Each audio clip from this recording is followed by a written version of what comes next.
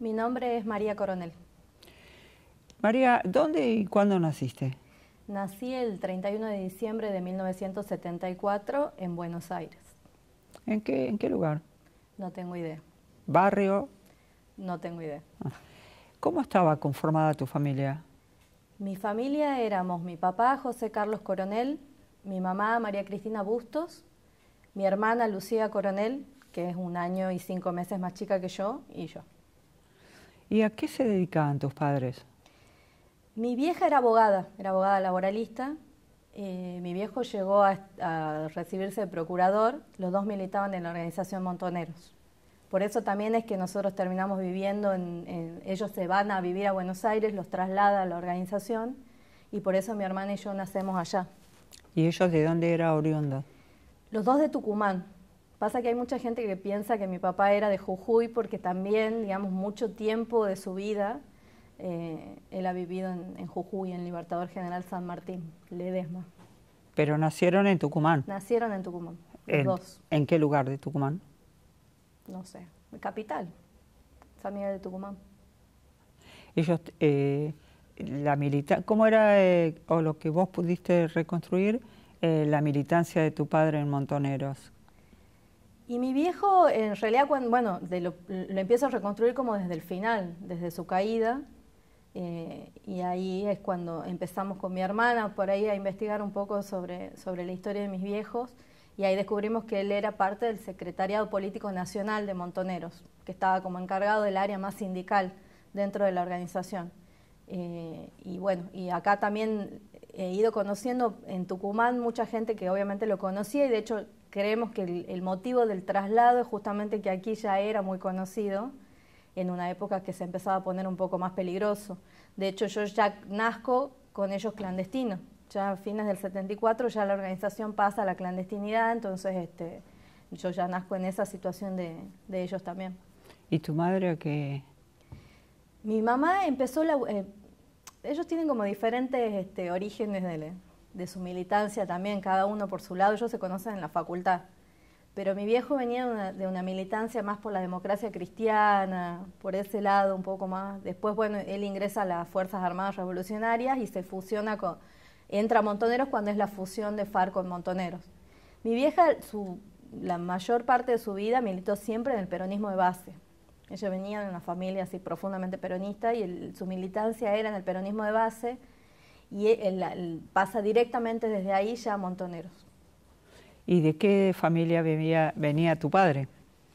Mi viejo era de una familia de clase media tirando a baja, muy laburadores los dos. Mi abuelo Carlos Coronel era ferroviario, pero después cuando se jubila, que él se jubila también tiene un accidente, un tema con su cuerpo, pero cuando se jubila es que se va a vivir a Ledesma, en Jujuy, y era el joyero del pueblo. Teníamos una joyería que se llamaba Remember.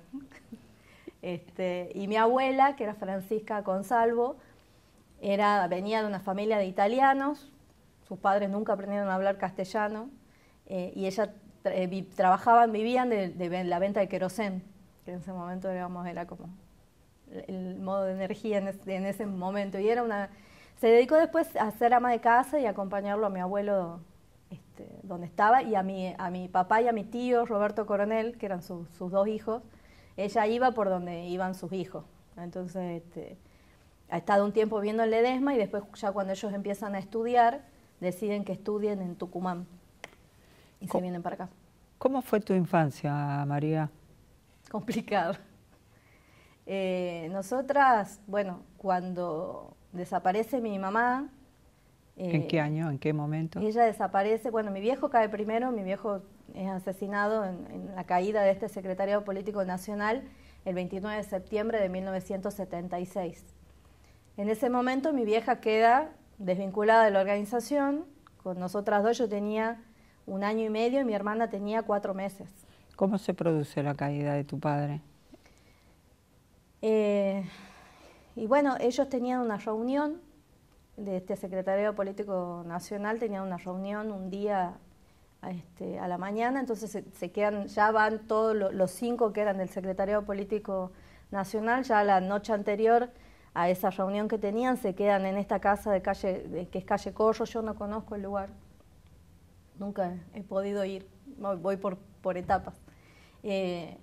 Y bueno, no sé muy bien cómo se han dado las circunstancias, de hecho ahora se está abriendo de nuevo la investigación sobre esa causa, y a la madrugada del 29 de septiembre cae el ejército con tanquetas, helicópteros, bazucas, un despliegue gigantesco, que mucha gente del barrio se acuerda hasta ahora, que es lo que me cuentan compañeros por ahí de Buenos Aires, y se da un enfrentamiento de muchísimas horas. Igual lo de enfrentamiento a veces queda como eufemismo de 5 personas contra todo el ejército, básicamente. De hecho, hay marcas que hay en las paredes también que me han dicho que todavía están desde ese momento. Y bueno, cuando ya termina, digamos, todo el tiroteo estaban ya muertos los 5 que estaban dentro de ahí. La única sobreviviente es la hija de Victoria Walsh, que era una de los miembros del Secretario Político Nacional. Su hija sí sobrevive que era una bebé también, que la tenía escondida en algún lugar, sobrevive a ese enfrentamiento, que más bien asesinato.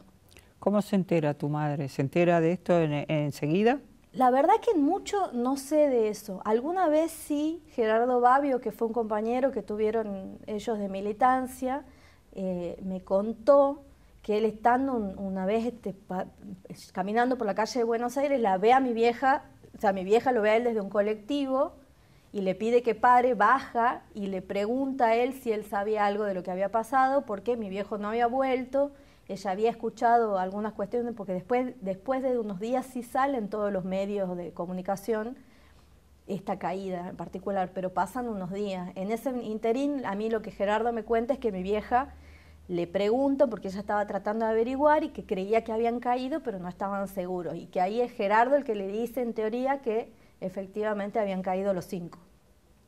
Después lo que vamos reconstruyendo con mi hermana de lo que pasa posteriormente con mi vieja, lo hacemos a través de la familia de Victoria Walsh, porque no sabemos cómo es que se da esta relación, pero nos cuenta la esposa de Rodolfo Walsh, en algún momento que la conocemos también, que ahora no me acuerdo el nombre, que es reconocida, digamos, pero ella nos cuenta que en algún momento Rodolfo Walsh recibe una carta de mi mamá contándole que su marido, su pareja había caído con su hija y que ella estaba desvinculada de la organización, que estaba sola con 2 bebés y que necesitaba de alguna manera, no sé, ver cómo se salvaba de alguna forma. Y ahí lo que nos cuenta ella es que lo que deciden ellos como pareja era llevarnos a nosotras 3 a la casa en Tigre, diciendo, ya él había empezado a decir que venía una sobrina de visita y qué sé yo, mientras trataban de hacer los papeles para que podamos salir por Brasil y exiliarnos. En ese interín lo que ellos no sabían, ni mi vieja ni Walsh, era que el contacto que tenían los dos ya estaba chupado, ya había caído, ya estaba en la ESMA, y que es una persona que, bueno, en teoría termina cantando las 2 citas en las que caen ellos. Mi vieja es secuestrada el 14 de marzo del 77 y Walsh el 25 de marzo del 77. Las 2 citas que ellos tenían era con esta persona que tenían en común, que ya estaba, que después también lo asesinan, no sobrevive. Y bueno, mi vieja cae ahí, se calcula el 14 de marzo. A mí me había dejado ella en la casa de una tía que era la única que nos escondía en algún momento, que es donde nosotros suponemos que hemos estado, porque nosotros teníamos una casa, había una casa en la que vivíamos, que yo tengo algunas fotos, porque mi viejo me sacaba fotos en ese lugar, pero no tengo idea de dónde era. Sí sé que cuando cae mi vieja sale de ese lugar, en teoría se esconde en la casa de esta tía, o recorría así en casas de otros compañeros que iba pudiendo, pero sobre todo la de esta tía, que era la que por ahí tenía más noción de la militancia también de mi mamá. Y esta tía es la que termina llamando a toda la familia, porque vuelve un día a su casa y estaba yo ahí, digamos, me había dejado, yo tenía 2 años y 3 meses ahí. ¿Y tu hermana? 10 meses. ¿Y quién te dejó ahí? Mi mamá me deja ahí, suponiendo que mi tía volvía. Mi tía no pasaba mucho tiempo sin estar, capaz que había salido a hacer alguna compra o algo, mi vieja me deja ahí. Cuando vuelve mi tía se da cuenta que estaba yo ahí en la casa, Y pasa después, ya supone que me iba a ir a buscar y cuando no me va a buscar es cuando ya ella se da cuenta que algo había pasado y empieza a llamar a mi familia materna y después le avisa también a mi familia paterna que no habían vuelto ni ella ni mi hermana. Y por eso desde ahí se calcula la fecha esta del 14 de marzo del 77. La secuestran a las 2. En ese mismo instante, cuando mi tía llama a toda la familia para ver qué se hacía, mi abuela paterna, Francisca Consalvo, es la que viaja a Buenos Aires, viajan ella y mi abuelo, porque además en Buenos Aires también ya estaba viviendo mi tío, el otro hijo que a ellos les quedaba, y bueno, viajan como para ver, de sacarlo a él del país y a ver qué había pasado con mi vieja y con mi hermana. Llegan, se instalan en un hotel, me buscan a mí, me llevan para ahí también con ellos, y mi abuela se dedica a empezar a buscarlas. Y la encuentra a mi hermana unos 4 o 5 días después en una sala cuna de la provincia de Buenos Aires. Que después mi hermana recuperó todos los papeles que había de su ingreso, pero mi abuela siempre contaba que cuando llega, nunca nos contó, y eso nunca hemos podido cerrar mucho, digamos, de dónde saca la información o con qué información ella se manejaba a los lugares que iba.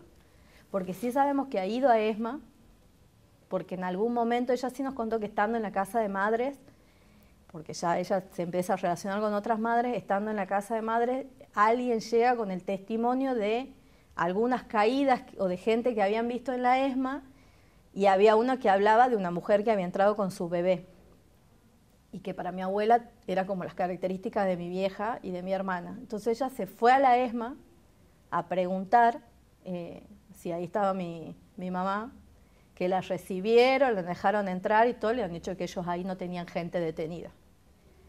Y después, lo que nunca entendimos es cómo se da la circunstancia en que la termina encontrando a mi hermana. Sí, ella se acuerda que cuando llega y pregunta, mi hermana figuraba en un libro de ingreso de esa sala cuna con su nombre y apellido. Estaba un papelito con el que mi mamá nos sacaba evidentemente siempre, que decía: me llamo Lucía Coronel, soy hija de tanto, mis abuelos son tantos, tenían los números de teléfono de mis abuelos, y sin embargo estaba inscrita como menor abandonada. Cuando decís sala cuna, ¿puede ser que sea casa cuna Sí, en Capital Federal? Puede ser. Tiene un nombre. Casa cuna. ¿Así nada más? Salvo que haya sido en otro lugar. Sí, es algo como muy accesible. Sí, Capital. Además de ir a la ESMA, ¿hizo algún habeas corpus? ¿Fue algún...? Ella hizo varias habeas corpus porque ya venía ella ha pasado por Tucumán. Las circunstancias familiares de mi vieja eran complicadas, digamos. Ella tenía, mi abuela materna, que era Juana Ledesma, era esquizofrénica, ha estado internada casi toda su vida. Y bueno, ella tenía como un vínculo más fuerte con mi abuelo, que era Ramón Bustos, que ha sido ministro de acá del primer gobierno peronista también, que eran como familia muy profundamente peronista. Y mi abuelo tiene un incidente, bueno, después se arma todo otro mito familiar con eso, pero él era abogado y en su práctica profesional un día una persona a la que él estaba demandando le pega un tiro en la nuca y queda cuadripléjico. Entonces mi abuelo ha estado 15 años cuadripléjico acá en una clínica de Tucumán. Él se entera de lo de mi vieja estando internado ahí. Mi abuela paterna lo va a buscar para que él le dicte lo que tenía que presentar. Digamos, ya mi abuela paterna era la que tenía más conciencia sobre la militancia de mis viejos y de lo que podía llegar a pasar. Entonces ya era como que quería ir preparada a Buenos Aires. Entonces lo busca a mi abuelo le dicta habeas corpus. Entonces mi abuela ya llega a Buenos Aires con habeas corpus para presentar. Ella en algún momento de su vida me ha regalado una bolsita con todos los papeles de cosas que habían presentado. Ella hizo presentaciones en todos los lugares. Sí me acuerdo de respuestas de ministros del Interior. Me acuerdo que también tiene presentaciones hechas en la OEA. ¿Ministro del Interior? Arguindegui. Arguindegui. Él tiene cartas de él con respuestas negativas, tiene un montón. Porque además después también le suma la desaparición de mi tío, porque mi tío desaparece una semana exacta después que mi vieja, el 21 de marzo del 77, Lo que pasa es que ahí ya mi abuela se demora en presentar los habeas corpus porque como ya la había encontrado a mi hermana y lo secuestran ahí en el interín a mi tío, ella como que ya tiene miedo de que nos vengan a buscar a nosotras dos y levanta campamento y nos lleva a nosotras dos y se va con mi abuelo, vuelven a Ledesma. Y las presentaciones por mi tío las hizo recién un año después, en el 78. Pero después ya todas las presentaciones que hacía era por mi tía y por mi mamá, por mi tío y por mi mamá. Bueno, a partir de estos hechos, ¿cómo y dónde continúan viviendo ustedes y con quién? Vos y tu hermana Lucía, ¿verdad? Sí. Nosotros nos vamos a vivir a Ledesma con mis abuelos paternos.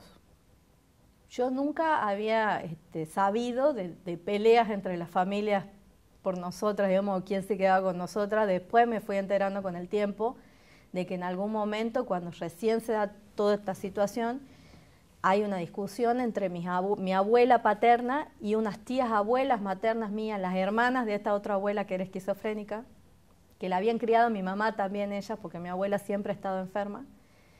Y hay una discusión ahí entre quién nos iba a criar a nosotras, y bueno, y mi abuela es como que hace todo un...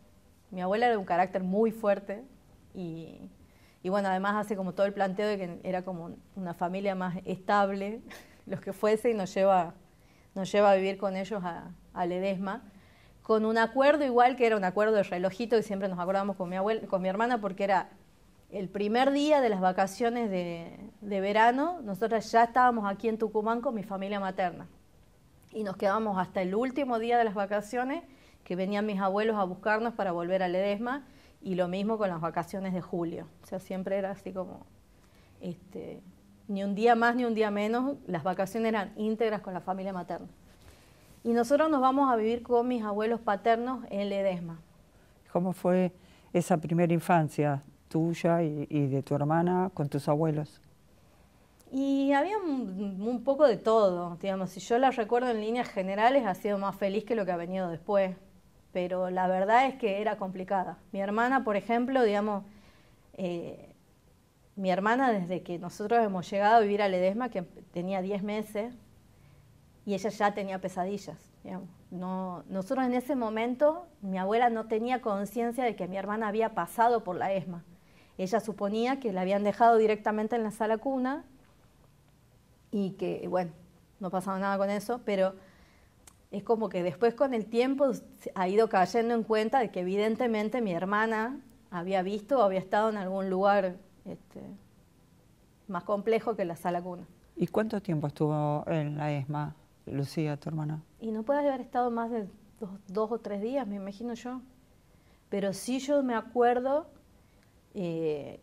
las pesadillas constantes que ella tenía durante toda su infancia, y me acuerdo además particularmente porque una de las que además no era normal en un niño ese nivel. Ella soñaba que entraban tigres donde nosotros vivíamos, digamos, nuestro pueblo en ese momento era pueblo, y que despedazaban a la gente. Entonces ella veía ríos de sangre. Eso para un niño, digamos, como que evidentemente lo que nosotros nunca habíamos advertido, o después con el tiempo, cuando empezamos a investigar, ella y yo, era el tema de que uno de los represores en la ESMA era el tigre Acosta. Entonces ha sido como una asociación instantánea. ¿Y qué edad tenía cuando podía manifestar este tipo de sueños y contarlos? Ahí cuando ya los podía contar tenía 5 o 6 años más o menos. Pero antes que eso sí, yo me acuerdo que era como... En esa época, qué sé yo, y no se estilaba mucho el psicólogo. Entonces vivíamos en las curanderas nosotros, curando el susto que te dicen que estás asustado. Y era como lo que le alcanzaba a hacer a mi abuela. Mi abuela tampoco estaba bien en ese momento. Entonces también tenía una cuestión de tratar de ver si mi hermana se acordaba algo de dónde había estado y que podía tener como la pauta de saber dónde había estado mi vieja. Y mi hermana tenía 10 meses en ese momento, obviamente no se iba a acordar.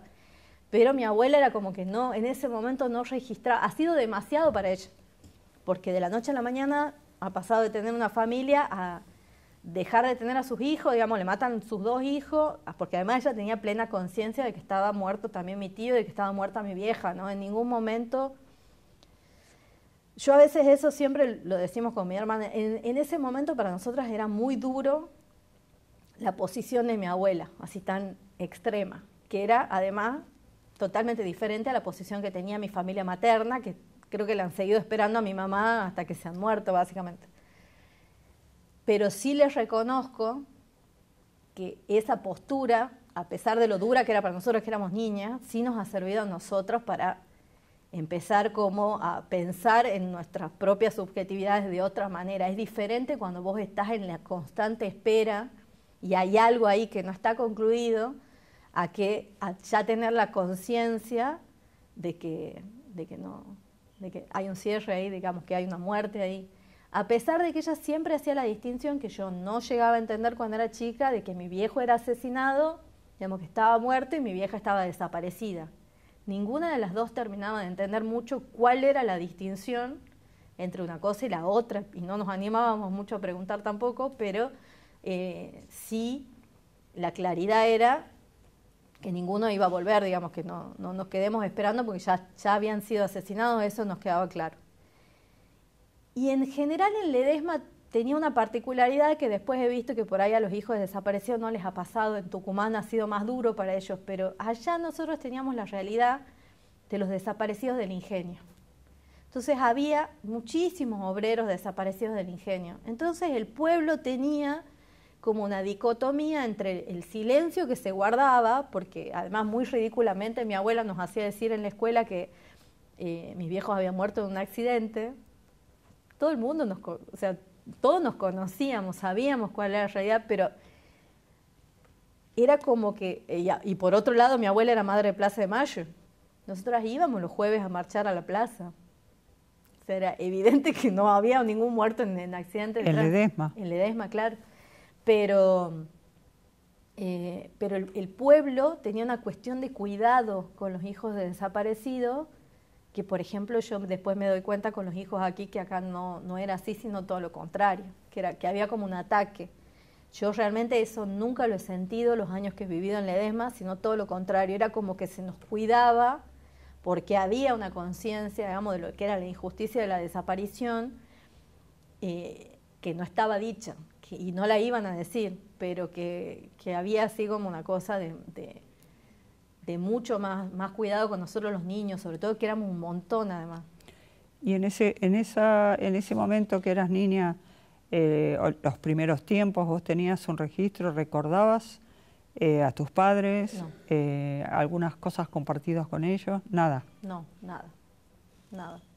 No tengo recuerdos de ese momento. Sí me ha pasado de estar en lugares en Buenos Aires que lo siento como muy conocidos. No, son sensaciones nada más, pero no tengo recuerdos. Bueno, mis primeros recuerdos ya son con mis abuelos. ¿Cómo fue entonces tu paso por la escuela primaria? ¿Iba a una escuela pública? Sí, mi hermana y yo hemos hecho toda primaria y secundaria en escuela pública, la normal, primero Ledesma y después Tucumán, porque después nos venimos para acá. ¿Y con tus compañeras de colegio podías contar, o era la historia que tu abuela había armado? Era la historia de mi abuela, sí. ¿Tu padre murió en un accidente y tu madre? No, que los dos habían muerto en un accidente. Pero sí me acuerdo de ver a mis compañeras, porque nosotros íbamos, mi abuela además era de las militantes más fuertes dentro de Madres de Plaza de Mayo, con Olga Aredes. Justo ahora nos hemos estado acordando con el hijo de Olga hace unos días ahí en Buenos Aires, que la noche que llega, mi abuela, nosotros llegamos de noche a Ledesma, digamos, volvíamos de Buenos Aires ya cuando nosotros ya estábamos huérfanas y nos vamos con ellos, y al otro día de la mañana golpean la puerta de la casa y era Olga Aredes poniéndose a disposición de la familia para lo que haga falta. Y mi abuela, me acuerdo, porque además, digamos, ha sido un amor entre las dos hasta que cada una se ha ido muriendo, pero mi abuela jamás se ha olvidado de ese gesto y ha sido siempre así, era soldado de la Olga, y han decidido ahí que tenía que haber madres en Ledesma y las han empezado a organizar, y era como esto, los jueves era la actividad nuestra y teníamos nosotras nuestros pañuelitos también, y me acuerdo de estar dando vueltas en la plaza el jueves y que no pase nadie más por la plaza. Yo veía que la gente cruzaba y iba por otro lado porque todavía era como que te daba miedo, eso era el 81, 82, y los veía a mis compañeritos que pasaban y obviamente se daban cuenta que estaba ahí, pero nadie después te decía nada. No era algo que se charle.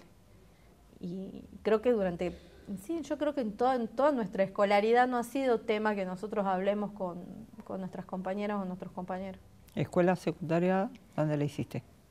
Lo que pasa es que nosotros en un momento, se muere mi abuelo, de golpe, en el 84. Yo tenía 9 años, mi hermana tenía 8. Y ahí es como que mi abuela se quiebra. Y no, digamos, como que ya cae en una depresión en ese mismo momento. Era como que ellos discutían mucho, pero evidentemente él era el sostén para todo lo que ella podía hacer, porque además han sido todos esos años de constantes viajes a Buenos Aires, seguir haciendo todas las presentaciones, más allá que te digo de la conciencia que tenía mi abuela, pero esa lucha constante porque no se terminaba de resignar, y yo me he dado cuenta mucho tiempo después también a que efectivamente mi tío esté muerto. A veces ella sí, a pesar de la conciencia clara que tenía, de que no era posible que esté vivo, había algo que no la dejaba que se haga cargo de eso también. Entonces, ¿Y pudo saber dónde se lo llevaron a tu tío? ¿Qué fuerza se lo llevó? No, ha habido en algún momento un testimonio de la ESMA, pero no está corroborado tampoco. ¿Y a él se lo llevan desde dónde? No sé, esos son datos que ella había buscado, que después ya no nos ha dejado, averiguando por lugares donde ella había quedado en encontrarse con mi tío, porque en ese interín es que él cae, hay un kiosquero en alguna esquina de Capital Federal que le cuenta el secuestro. Pero no, después donde es visto, lo más probable es que sea ESMA, pero no está tampoco corroborado. O sea, tu madre y tu tío que siguen en calidad de detenido desaparecido y tu padre como asesinado, ¿eso está registrado? Sí. Bueno, ¿cómo continúan la vida adolescente de ustedes? Lo que pasa es que, como te digo acá, el quiebre es cuando muere mi abuelo y ella se cae en una depresión, y de hecho ese mismo día que muere mi abuelo, viajamos a Tucumán, ya venimos para acá, al velorio de mi abuelo supuestamente, pero esa noche dormimos en la casa de mis tías, o sea, mi abuela materna, y de ahí no la vimos nunca más durante años a mi abuela. O sea, no, nos ha dejado ahí. Nosotros hemos ido como infiriendo que ya no íbamos a volver a Ledesma, que nos queda, nunca nadie se ha sentado y nos ha dicho, bueno, ahora van a vivir en Tucumán, con esta otra familia. Entonces, nunca ha habido ese proceso. ¿Con quiénes quedan en Tucumán? Quedamos en la casa donde se ha criado mi vieja toda la vida, con mi abuela materna, esta que era esquizofrénica, y sus 2 hermanas, que eran las 2 hermanas solteras, mis tías abuelas, digamos, que son mis tías que también la habían criado mi mamá, ya cuando mi abuela empieza con los brotes psicóticos, entonces son las mismas que la habían criado mi mamá y se hacen cargo de nosotras. Y ahí es donde, como te digo, en algún momento pasaban los días, mi abuela no aparecía, y después ya eran las vacaciones de julio, porque esto ha sido fines de junio, empiezan las vacaciones de julio, y ahí en medio de las vacaciones de julio en algún momento nos dicen mis tías que nos teníamos que preparar para hacer el pase a la normal, íbamos a la normal de Ledesma para hacer el pase a la normal de Tucumán. Y bueno, y ahí es como que confirmamos que evidentemente ya no íbamos a vivir, no íbamos a volver a nuestra casa y a nuestra abuela, sino que cambiábamos de provincia y de familia. Y ese ha sido un momento así como muy complicado, pero bueno, nos hemos ido adaptando de alguna forma. Sí ha sido, bueno, mis tías era como que renegaban mucho porque obviamente no hacíamos amistades en la escuela, no teníamos como mucha vida social, y era porque en realidad ahí como nos hemos abroquelado más ella y yo, porque ya era como, no sabías en qué momento de vuelta te iba a pasar lo mismo, que te pasen para otra, o sea, ha sido como muy choqueante en ese momento. Y bueno, y de ahí hemos seguido, en la normal hemos seguido hasta que hemos terminado 5º año. O sea, toda nuestra primaria y bueno, y después toda nuestra secundaria en esa misma escuela. ¿Y estas tías abuelas, que ahora le vamos a poner el nombre, continuaban en la búsqueda de tu madre, haciendo denuncias o no? No, esa ha sido otra cuestión crítica entre nuestra relación. Bueno, mis tías se llamaban Mercedes Ledesma y María Ledesma, que eran las hermanas de mi abuela Juana. No, era además esto, era una realidad totalmente distinta. Nosotras veníamos de marchar con las Madres de Plaza de Mayo, de toda una secuencia de militancia de alguna forma, a una familia absolutamente negadora de la historia. O sea, a mi vieja no se la mencionaba, muchísimo menos a mi viejo obviamente, porque además también estaba toda esta cuestión de que mi viejo la había arrastrado a mi vieja a la militancia y a su muerte. Bueno, la muerte no, porque era además constantemente cuando vuelva tu mamá tal cosa, cuando vuelva. Que yo me acuerdo además conversaciones, nosotros teníamos 10, 11 años, ya nos íbamos haciendo más grandes, más rebeldes además, y de sentarnos y explicarles que mi mamá estaba muerta, que no iba a volver y que se tenían que hacer cargo un poquito de la situación. Y no, era complicadísimo. Y ya un poquito más grande, ¿alguien te aclaró por qué fue ese cambio brusco en tu abuela? Te deja en la casa de tus tías. ¿Por qué? Sí, nadie nos aclaró nunca nada, que es lo que nos ha pasado siempre. Nosotras hemos ido descubriendo cosas. En ese descubrir, terminamos descubriendo dónde estaba viviendo mi abuela, que a todo esto estaba viviendo a 10 cuadras de nuestra casa, porque ella cuando se viene acá y nos deja, se va a vivir al departamento donde ella vivía después con mi tío y con mi papá cuando estudiaban aquí. Entonces descubrimos que estaba ahí, entonces nos vamos con mi hermana a buscarla.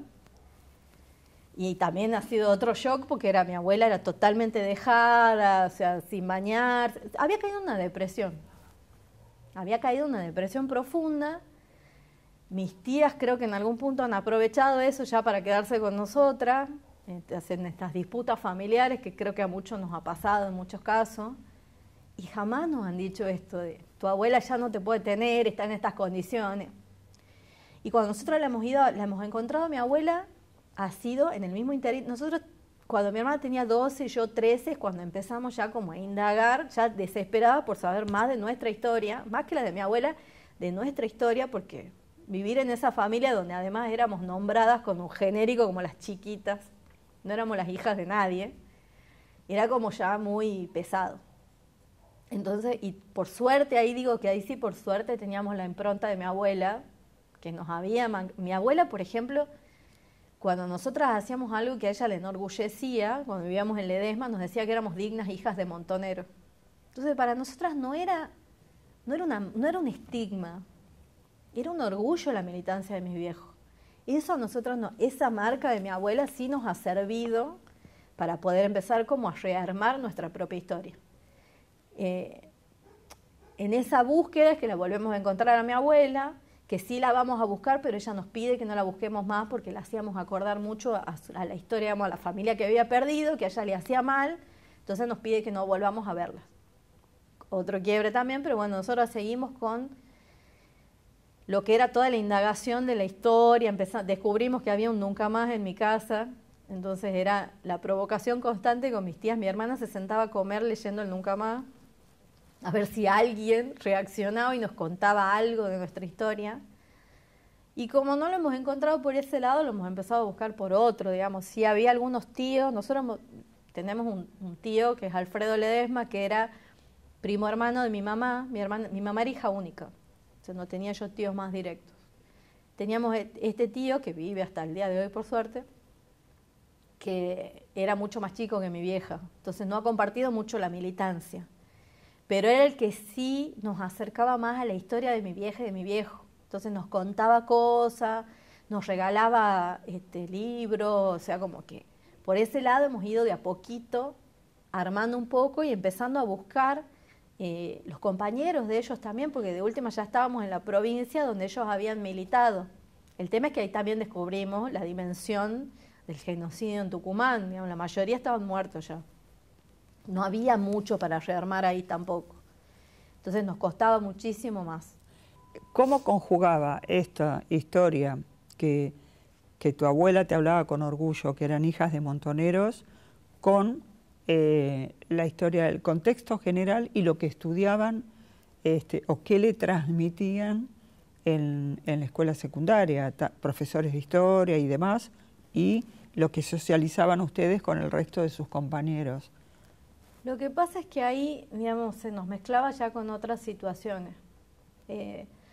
no hemos tenido tanta interacción. Yo mucho más en la secundaria porque era como mucho más sociable que mi hermana, pero mi hermana ya empezaba con otras situaciones mucho más complejas, porque cuando arrancamos por ahí la secundaria y se empiezan a dar como también estas otras inquietudes, ya las cosas que necesitábamos saber, empezamos a encontrar estos libros y demás, y mi hermana vuelve con las pesadillas.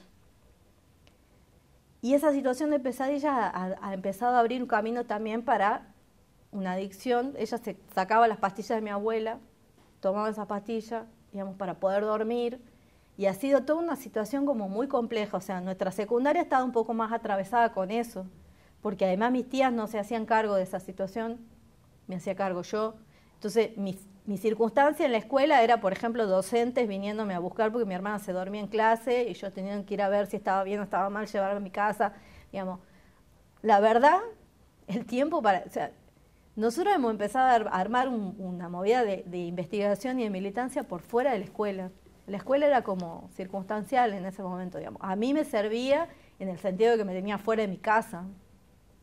Entonces también socializar, poder socializar con gente, implicaba por ahí no contar mi historia, porque ya es como que entrabas en otro terreno de cosas que no querías mezclar. Y teníamos situaciones personales bastante complejas en ese momento. Entonces, la verdad que a mí en ese momento lo último que me interesaba era que hablaban de historia o qué decían dentro de esos espacios, porque no eran espacios que nos contuviesen tampoco. No... Está bien, me venían y me buscaban a mí, pero no había, digamos, no había nada, ningún docente, por ejemplo, que diga, ¿qué les está pasando a mi hermana, por ejemplo? ¿Qué le está pasando? ¿Qué hay ahí atrás? Después nos venimos a enterar, pues nosotros empezamos a militar ya en el último año de secundaria de mi hermana y primer año de la facultad mío. ¿Dónde? En un grupo que se arma de hijos de desaparecidos, que es como antes de que se arme la organización Hijos. Ahí es donde nosotros descubrimos que nuestra escuela, la normal aquí, estaba llena de hijos desaparecidos. Pero ninguno de nosotros, ni de nosotras, lo charlaba con los que estaban a la vuelta. En ningún momento. Que creo que tiene que ver también con eso, por ahí, las instancias de participación que te puede dar un espacio. Siendo una escuela pública, y como era la normal, es como que te esperabas por ahí otra cosa. Sobre todo esto de después tener la conciencia de la cantidad de hijos desaparecidos que había en esa escuela, pero nunca ha habido el lugar o el espacio como para que vos por ahí lo puedas manifestar. Sí ha pasado que varios nos hemos encontrado en los centros de estudiantes, obviamente. O sea, esos espacios, por ejemplo, ese era el único espacio que a mi hermana le interesaba, o sea, que le despertaba algún tipo de interés en la secundaria. ¿El centro de estudiantes? El centro de estudiantes. Y que desde el centro de estudiantes me acuerdo además que ha sido en mi cuarto año, creo, que mi hermana estaba en el centro de estudiantes ya como en una secretaría, que se nos armó un lío en la escuela porque hemos querido pasar para una semana en la escuela la noche de los lápices, que a todo esto ni mi hermana ni yo la hemos visto nunca, ni la veré, no la he visto. Pero nos parecía que era una cuestión por lo menos para provocar, o sea, mover esos cimientos que estaban ahí metidos. Un escándalo, nos han dejado pasar la película así de última, qué sé yo, pero era para molestar. Era como que todo el tiempo era tratar de mover algunos límites, pero la iba llevando como podía. ¿Y en qué consistía tu militancia en Hijos? Nosotros en realidad arrancamos porque nos empieza a convocar una compañera, hija de desaparecidos, empieza a rastrear a los hijos de desaparecidos de Tucumán por los lugares donde estábamos para hacer un video. Nosotras con mi hermana sí, en mi último año de secundaria nos hemos empezado a acercar a las madres de Plaza de Mayo, a ir a las marchas de los jueves, o sea, era como de a poquito tratando de separarnos un poco de esto que te digo de la realidad cotidiana que era bastante compleja en ese momento. Y empezamos a ir a las rondas de los jueves. Y ahí íbamos varios, pero no charlábamos entre nosotros. Y esta chica nos empieza como a rastrear y nos junta para hacer un video en el fines del 92. Y mi hermana va a una primera reunión donde eran varias parejitas de hermanos, hijos de desaparecidos, y empieza como que, en realidad el video nunca se hizo, porque lo que se ha dado es esta juntada que se ha hecho, digamos, de golpe. Primero que nos conocíamos varios, porque Tucumán es chico, pero no sabíamos que éramos hijos. Y en esta juntada se ha empezado a dar un montón de cosas que esto mismo, lo que no hablábamos en la escuela o no hablábamos en la casa, hemos encontrado por fin un lugar donde hablarlo. Entonces ha sido como, creo que la primera vez, y me parece que nos ha pasado a las dos, a mi hermana y a mí, la primera vez que hemos sentido en casi prácticamente toda la vida un vínculo real con otra persona. Porque lo teníamos ella y yo, pero era como ella y yo y también tratando de sacar de encima, digamos, todo lo que, como asimilar toda la historia que íbamos teniendo. Pero en ese momento ha sido justamente salirnos de ella y yo y estar frente a otras personas a las que les había, bueno, la típica, que es como un cliché, pero que es verdad, cuando vos escuchás a alguien que te dice que le ha pasado las mismas cosas que vos le contás y te entiende lo que vos le estás diciendo, es como otra dimensión, ya es otro plano. Y yo creo que además nos ha pasado a las dos, que es la primera vez en casi toda la vida que hemos sentido que teníamos una familia. Ese lugar, con esa, porque teníamos todos entre 17 y 18 años, digamos, 16, 17 y 18 eran los promedios de las edades, y ha sido la primera vez poder, de verdad, digamos, contar todo lo que vos ibas sintiendo, digamos, todas las cosas que te habían pasado con tu historia. Entonces ha sido como muy fuerte y esa sensación de pertenencia. Y también darnos cuenta que además, digamos, no ha sido solamente lo personal, sino que empezar a entender lo político de ese encuentro. Porque, y también esas cosas que hemos ido descubriendo circunstancialmente, hemos empezado a juntar información, no sé, poesías escritas por desaparecidos, no eran cosas profundas, o el diario del juicio a la Junta. Y hemos empezado a juntar información y un día nos acercan la propuesta de estar en un lugar que era la Expo Joven, que en realidad eran los lugares donde iban los Boy Scouts, la Cruz Roja, los jóvenes de la Acción Católica, digamos, a mostrar los grupos de jóvenes que había en Tucumán, y no sé quién nos invita a ese lugar, ya alguien que estaba en la organización y que nos conocía personalmente por alguna cuestión, y vamos a poner un stand en ese lugar. El nombre era horroroso, pues se llamaba Hijos de Afectados Directos por la Represión Política en Argentina. No sé ni cómo me lo acuerdo porque era larguísimo, horrible. Pero nos hacemos una bandera, vamos a ese lugar, y ese lugar era la Escuela de Educación Física, que ahora es la Facultad de Educación Física, que había sido un centro clandestino de detención durante la dictadura, que nosotras no lo sabíamos, no sabíamos eso. Nos sentamos en ese lugar, armamos el stand, ponemos la bandera, ponemos los diarios, libros y qué sé yo, y ha sido un recorrer de empleados de la Escuela de Educación Física contándonos cosas. O sea, imaginen, nosotros teníamos promedio de 17 años y nos contaban de helicópteros que bajaban con gente secuestrada, de los lugares donde tenían a otras personas vendadas, y te contaban y te contaban y te contaban, y nosotros nos mirábamos diciendo, primero no sabíamos que era un centro clandestino, y segundo, ha sido la conciencia de que en algún punto éramos necesarios como espacio, digamos, como espacio de referencia para que la gente pudiese hacer eso. Ahí es donde también hemos descubierto, nosotros mismos en nuestras vidas cotidianas, no hablábamos con nadie de esto, de golpe lo estábamos hablando por primera vez, y darnos cuenta de la cantidad de gente que necesitaba hablar de sus propias historias. Entonces ahí es donde hemos dicho, bueno, efectivamente pensar el compromiso de llevarlo adelante como grupo, de hacernos cargo, de mostrarnos a la sociedad como quienes éramos con nuestras historias, con todas las volteretas que había el caso, digamos, porque estábamos quienes no teníamos problema de decir que éramos hijos de montoneros o de militantes del ERP, y quienes venían justamente, o sea, recién salíamos de nuestras casas con toda la impronta. Si yo me hubiese criado con mi familia materna, creo que si alguien me decía montonero me daba una ACV. Entonces había muchas diferencias ahí que le hemos podido salvar en función de esto que digo, que también estaba muy fuerte, de sentirnos por primera vez en la vida contenidos y contenidas en algún espacio, en algún lugar. Y a nivel familia, digo, incluso yo no milito en hijos hace casi una década, pero sin embargo, si digamos cualquier evento al que yo vaya o en el que esté, están alguno de hijos porque es mi familia, entonces ya quedó como familia. ¿Vos considerás que ese momento y en ese lugar se hacen visibles ustedes? ¿Recordás más o menos la fecha que fue eso? Es trascendente, digamos. Lo que pasa es que no ha tenido una fecha en particular, o sea, nosotros ya usamos, digamos, y de hecho ahora la organización Hijos Tucumán usa la fecha en la que se arma la red nacional, que eso es abril del 95, pero para abril del 95 nosotros ya llevamos 2 años juntos. Nosotros arrancamos, sí, 93, en el 93.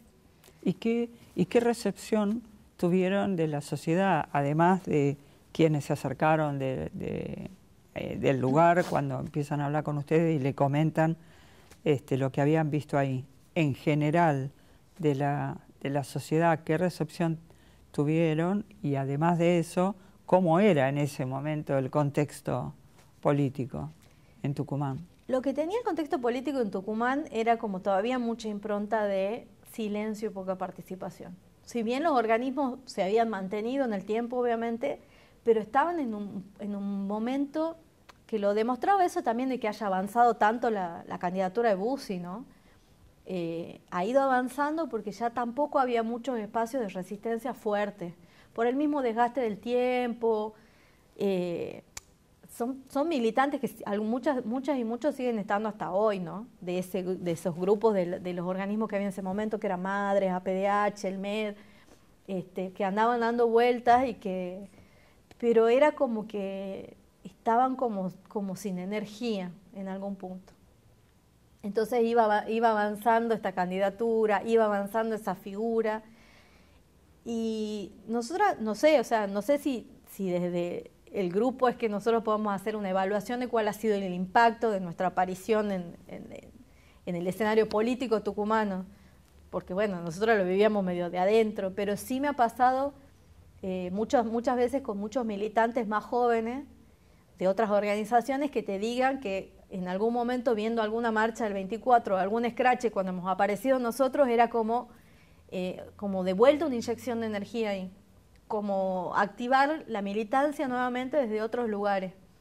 Que además había otra diferencia también, porque en un primer momento ha sido como una posición inversa a la que han tenido nuestras abuelas, porque nuestras abuelas en Madres de Plaza de Mayo o Abuelas de Plaza de Mayo han arrancado con la foto de nuestros viejos y después se ha ido haciendo un genérico. El tema también para nosotros ha sido criarnos con ese genérico que tampoco te terminaba de completar a vos tu historia. Porque yo, sí, me acuerdo de ser chica, estar en el siluetazo, y son movidas que hasta el día de hoy, digamos, las aprecio como fundamentales.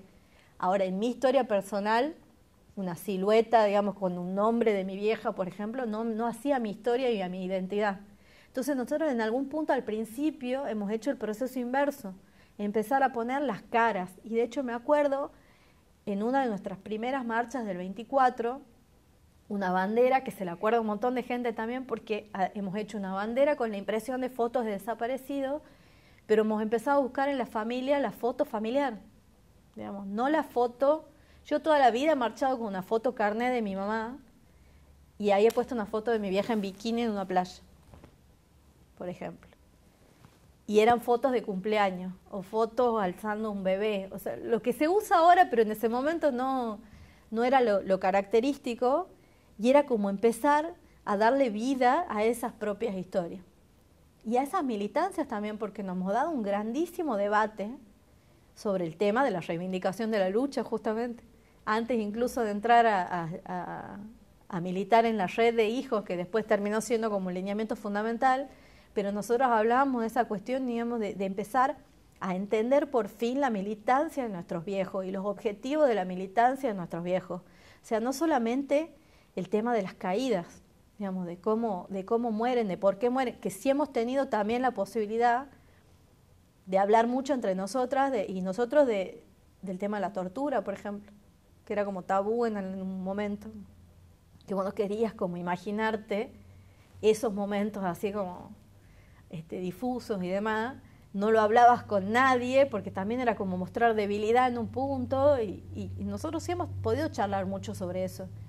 y estaba bien y estaba bueno poder charlar sobre cómo habían caído tus viejos, sobre qué les puede haber pasado, sobre el manejo dentro de los centros clandestinos.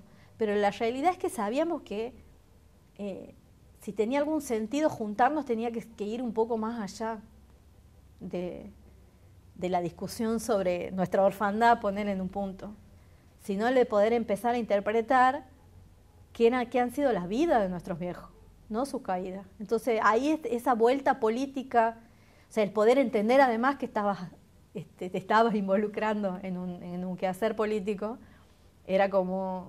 ha sido como complejo, pero muy interesante. De hecho, yo siempre digo, ese ha sido mi espacio de formación inicial y el que me ha permitido a mí poder,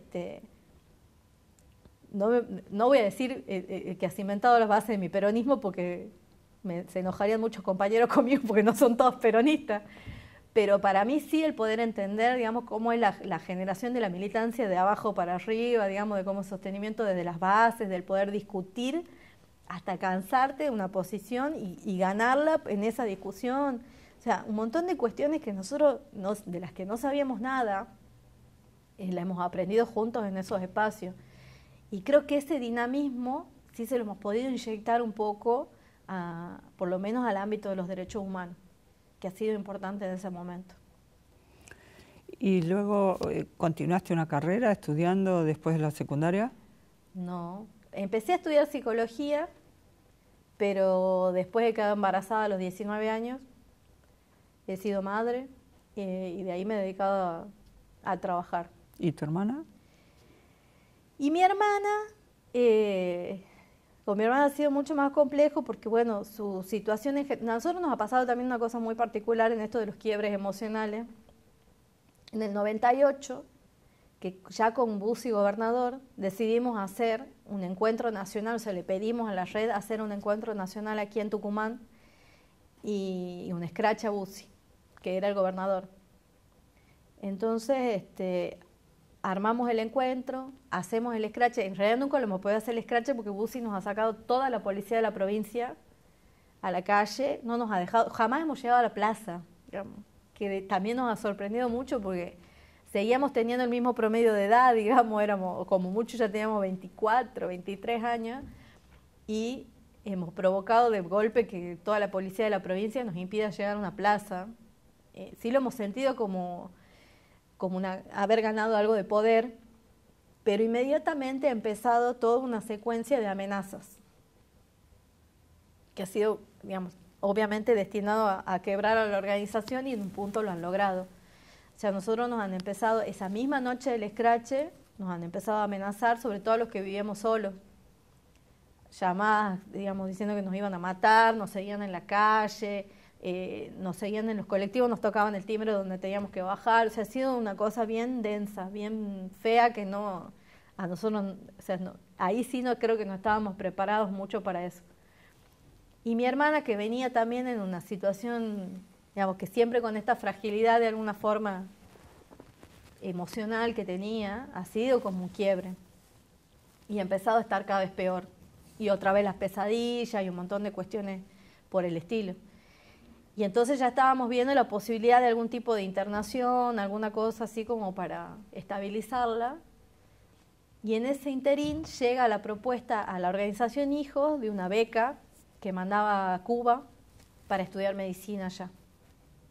Y ella, no sé, escucha al pasar, a todo esto en ese momento ella estudiaba para maestra, estudiaba magisterio. Y escucha como al pasar la posibilidad de esa beca y dice, bueno, yo quiero ir. No teníamos un peso con 50, te digo además, ¿no? Era una época de mucho, estábamos muy jodidos de plata, pero con varias amigas arrancamos tipo colecta, no sé qué, le pagamos el viaje y se va. Que obviamente cuando ha llegado allá es como que se ha dado cuenta de lo que había hecho y empezó desesperada a querer volver y ahí ya hemos fingido demencia. A nosotros nadie le ha contestado más el teléfono para ver si había algún tipo ahí de enganche con la vida, que era sobre todo, digamos, la cuestión de poder engancharte con algo a futuro.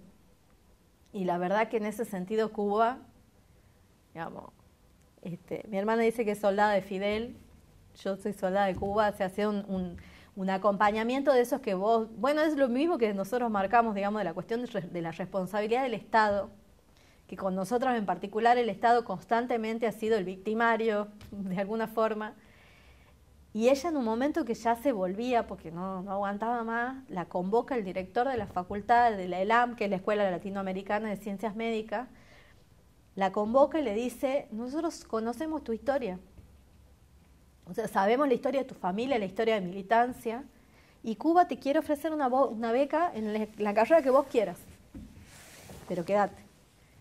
Y eso ha sido un quiebre para mi hermana. Ha sido por primera vez en alguien que te diga, yo te doy esta estructura, te banco, y he dicho, estudio medicina. Y se ha puesto a estudiar medicina y ahora es médica, es la directora del Centro Oftalmológico Ernesto Che Guevara, que está ahora en Córdoba. Ella ha estado muchísimos años en Cuba, ha estado los 6 años de la carrera, se recibió de médica ahí, después volvió a trabajar un año acá en Argentina, después un año en Venezuela y después 2 años de especialización de vuelta en Cuba en epidemiología, y ahora está dirigiendo ahí el Centro Oftalmológico, pero siempre trabajando en función de por ahí de esos objetivos que tiene la República de Cuba, ¿no? Bueno, me faltaba comentarte que los casos de mi familia sí figuran en los listados que están de CONADEP, la Comisión Nacional por la Desaparición de Personas. Mi abuela paterna, Francisca, gringa Coronel en realidad, somos todos negros, pero ella era gringa.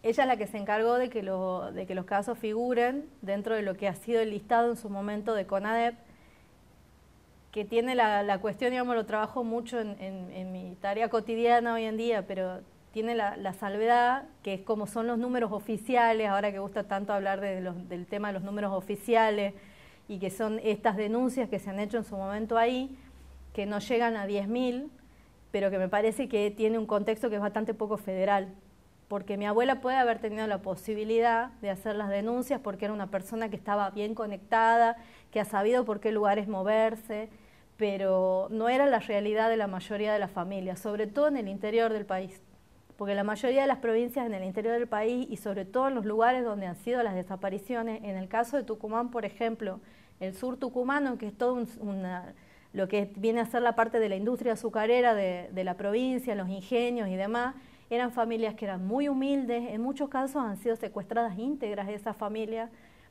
que pasaba mucho también en la provincia de Jujuy, y que también, digamos, la mayoría de los centros clandestinos, dentro de las listas de centros clandestinos también figuraban las comisarías de los pueblos, o sea, no había un lugar, en realidad, donde vos puedas ir a hacer una denuncia y las puedan tomar. Y en el caso de CONADEP en particular, que sí ha recorrido el país, que es verdad, y que ha estado en la provincia de Tucumán, pero hay muchas familias que creo que hasta el día de hoy no entienden cuál era el acceso que tenían para hacer esas denuncias. Entonces nosotros siempre en el trabajo que yo hago constantemente, hablamos del número de los 30.000 y a veces siempre decimos nosotros, capaz que sean más incluso de esos 30.000 que se han usado como número simbólico.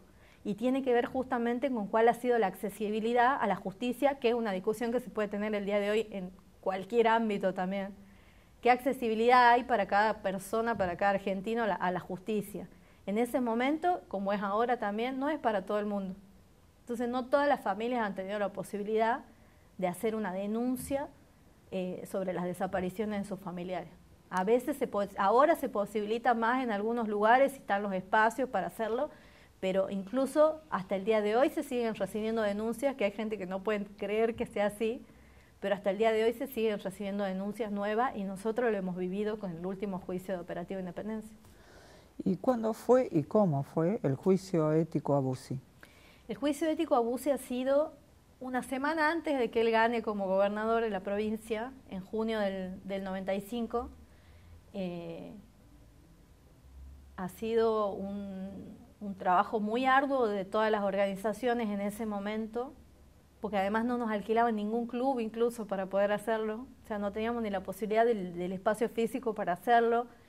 Ha habido muchísima presión para que no salga, y sin embargo se ha terminado sosteniendo ese espacio. ¿Cuáles eran las organizaciones? Y estaban madres, que estaba la Asociación Madres de Plaza de Mayo, en ese momento todavía quedaban algunas madres línea fundadora, estaba PDH, estaba el MED, estábamos ya como hijos. En realidad, todavía figuramos con el otro nombre. De hecho, hemos leído una declaración ahí todavía con el otro nombre, pero estábamos a 1 o 2 semanas ya de incorporarnos a la red nacional, porque nosotros en ese mismo mes, en junio, es que nos incorporamos a la red nacional. Y ha sido bastante grande, ha sido un lugar donde han podido ir a testificar sobrevivientes, después, digamos que creo que por primera vez después de haber testificado muchos con CONADEP. ¿Recordás nombres de abogados que estuvieron con ustedes? En ese momento, bueno, estaba Laura Figueroa, y los abogados que estaban, no me acuerdo mucho. Yo te explico, además, yo estaba una semana de parir, tenía una panza así, me han hecho que vaya y lea el testimonio de los hijos. De casualidad no he parido en ese mismo lugar, así que en realidad yo no estaba en ese momento como muy activa en la militancia, no he participado mucho de la organización de la actividad. Sí me acuerdo del evento en sí, porque he estado, he ido, pero ¿Y dónde se hizo? Hay videos por suerte de eso. ¿Dónde se hizo el juicio? En un club que está, creo que ese es Avellaneda Central, me parece que se llama ese club, que es un club céntrico, digamos, de San Miguel de Tucumán. En realidad, para nosotros ha tenido el impacto, como muchas cosas que se han hecho en ese momento, ¿no? Obviamente lo importante era el impacto simbólico. Y creo que a lo que apuntaba, ya sabíamos que él iba a ganar como gobernador. A lo que apuntaba era mostrarle que la resistencia no se detenía a pesar de eso. Entonces el tema era poder sostener ese hecho a pesar de todas las adversidades que había habido para poder llegar a eso, pero poder sostener la actividad era de alguna forma decirle, bueno, está bien, vos ganás esta vez, pero nosotros seguimos caminando, digamos, seguimos activos y vamos a seguir organizando cosas. Entonces era un poco eso, más que otra cosa. ¿Y qué sectores de la sociedad los acompañaba? Clase media, baja, trabajadores, obreros de ingenio. Y bueno, por eso digo, ahora que milito más en el interior del interior, no milito, trabajo en el interior del interior, me doy cuenta que siempre ha sido como una cuestión más de clase media. Que es lo mismo que de lo que acabo de decir por ahí de las posibilidades de la militancia y las posibilidades de la participación. La realidad, yo lo hemos charlado muchas veces en todos los ámbitos de militancia en los que yo he estado. La militancia es un privilegio en muchas circunstancias, porque a veces uno tiene las posibilidades de hacer que te permite por ahí tener garantizadas algunas necesidades básicas. Entonces no siempre es fácil. Yo digo porque he visto también, digamos, en Ledesma, donde sí había muchas madres muy humildes, pero había un acompañamiento de las otras madres, digamos, como apuntalarlas y que puedan estar. Había madres que eran analfabetas, por ejemplo. Entonces las otras madres les hacían los papeles y armaban. Había como una cuestión de mucha solidaridad en ese sentido. Pero no siempre se ha dado por ahí, porque a veces uno está en la vorágine de hacer las cosas, darte cuenta que a veces hay otro que no las hace, no porque no quiere, sino porque por ahí no puede o no tiene las mismas posibilidades. Entonces la realidad es que hay momentos donde sí, mucho de lo que se movía tenía que ver con una clase social determinada, no por cuestiones no intencionales, sino porque se ha ido dando un poco. En este sentido sí me ha parecido que era por ahí marcado ahí, pero no era tampoco una impronta más fuerte. ¿Se hacía visible a través de algún medio de información, algún diario? No. Por ejemplo, sí nos ha sorprendido la repercusión del Scratch a Bussi del 98, porque ahí sí lo ha tomado la Gaceta, que es como el medio, y Canal 10, obviamente, que son como los medios que tienen mayor masividad en la provincia, pero la Gaceta sobre todo, y tenía que ver, en eso sí le decíamos, bueno, al final ha sido gracias al genocidio, porque al hacer semejante despliegue de las fuerzas de seguridad, como si nosotros fuésemos el núcleo más peligroso que había en la provincia, eso es lo que ha llamado la atención y que ha posibilitado que se difunda más de lo que podría ser. Pero después difusión de lo que tiene que ver más con militancia de derechos humanos, creo que lo que más fuerte ha sido el juicio a Bussi, digamos, no el ético, sino el juicio, el del 2008. Ese sí ha tenido un seguimiento que después los otros juicios no han tenido tampoco mediáticamente. ¿Tenés un registro de cantidad de detenidos desaparecidos de Tucumán? No hay un registro fehaciente, digamos, el concreto. Se calcula que son alrededor entre 3.000 y 5.000 detenidos desaparecidos. Pero como te digo, ahora que trabajo en un ex centro clandestino de detención, te digo que me pasa eso también nosotros teníamos un listado inicial que se modifica constantemente por la posibilidad de que ahora hay un espacio donde la gente puede ir a denunciar. Es una lista que está en constante modificación. Y es lo mismo que pasa con la lista a nivel provincial. Entonces no hay un listado, que igual es una falencia, que me parece que hay que empezar a ver cómo cubrir también, cómo poder tener listados que sean como más concretos, pero tiene mucho que ver con esto que comentaba también, digamos, no es lo mismo la realidad de San Miguel de Tucumán que la de Famaillá, Montero, Lules, Santa Lucía o Los Sarmientos. O sea, hay realidades diferentes y no siempre se ha tenido la posibilidad de llegar a todos esos rincones para terminar de armar esos listados. Y en mayoría es obreros, clase trabajadora, intelectuales o estudiantes. Depende de la época. Como nosotros también hemos tenido Operativo Independencia, el Operativo Independencia en particular, y creo que los primeros años de la dictadura cívico-militar ha sido fundamentalmente obreros. Fundamentalmente obreros, por lo que vemos también de lo que son los testimonios de sobrevivientes en los juicios. Pero sí tiene el mismo formato que tiene a nivel nacional, digamos, obviamente son obreros, estudiantes, y bueno, son los obreros sindicalizados sobre todo, pero obreros en general y los estudiantes. La franja etaria es entre 20, 25 años como fuerte de desaparición, también es lo que marca en la provincia. Bueno, lo que tiene, digamos, ya lo que es el inicio de la gestión kirchnerista es que también encuentra los organismos. Bueno, yo me acuerdo de la primera vez que lo he visto a Néstor Kirchner, obviamente que todos teníamos una desconfianza significativa, porque venía de la mano de Duhalde por una serie de circunstancias, y me acuerdo siempre de que nos convocan al 9 de julio, su primer 9 de julio en la Casa Histórica. Vamos algunos de los representantes de organismos a ese lugar, y cuando lo vemos entrar, era lo típico, o sea, nosotros igual no pisábamos un 9 de julio, no me acuerdo desde cuándo, ¿no? O sea, ya era insólito esa situación.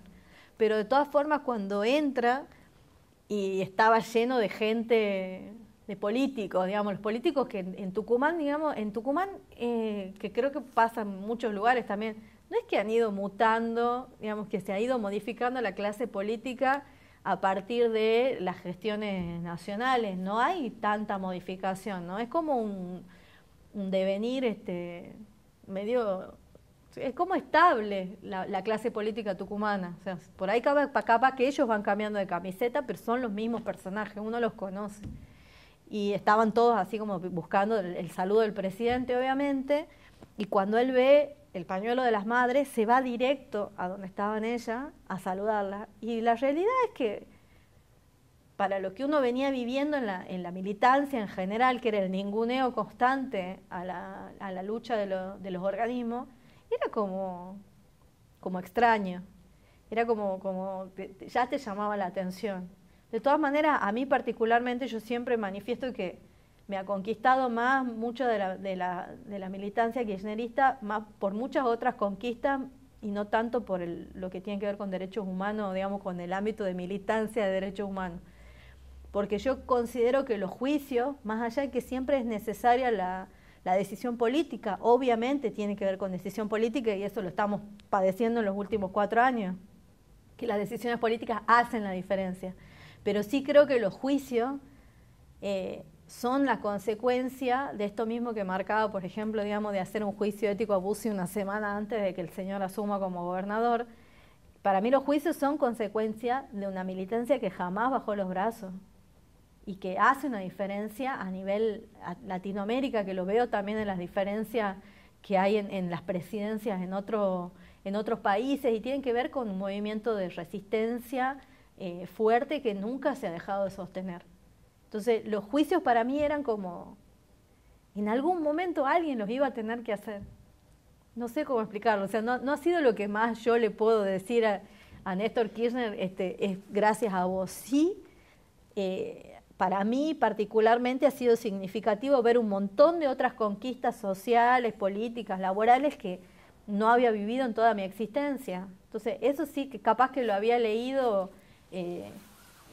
viendo justamente, o sea, o analizando la militancia de mis viejos, y había visto otro tipo de conquistas que hacían justamente a conquistas para esos que no tienen voz. Esto mismo que decimos, no es lo mismo el que puede, el que tiene acceso a estudiar, el que ya sabe, digamos, y que se puede dar una militancia que va en función de otro objetivo y qué sé yo, al que no tiene nada y no tiene cómo acceder a eso. Entonces, el observar eso, el poder ver que había gente que efectivamente ya por lo menos no se tenía que preocupar de qué comía todos los días, eso sí para mí ha sido una diferencia sustancial a nivel conquistas de gestión política en algún punto.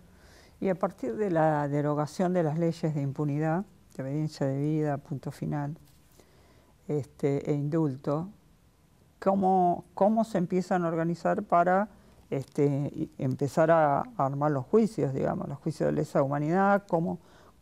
¿Qué sucede acá en Tucumán? Yo nunca he estado muy involucrada en los procesos judiciales.